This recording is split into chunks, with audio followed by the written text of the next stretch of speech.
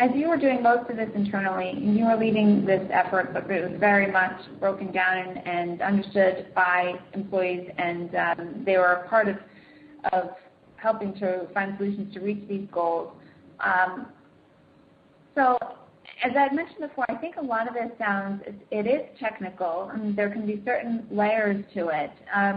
Did you and your employees just self-educate, and do you recommend that as a path to other people in terms of looking for ways to incorporate some of the goals that you did, like carbon reduction and zero waste and product ingredients and materials?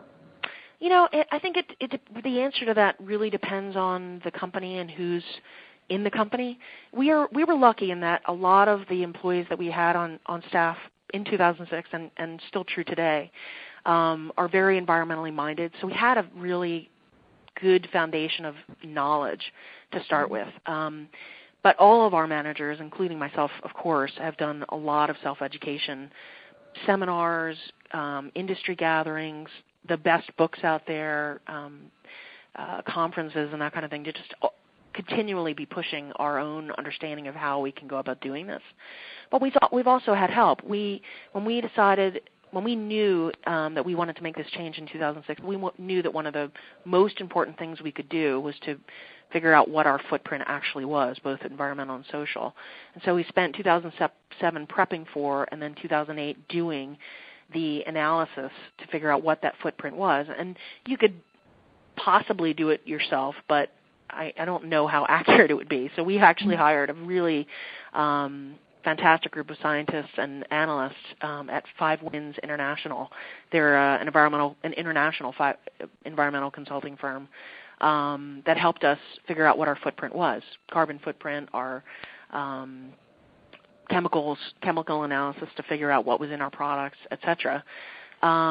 We did a lot of, and then we worked with Timberland to really do a breakdown of and then a summary of where we were from a factory fair labor standpoint, and then we kind of pulled that all together into a general view of where our footprint was.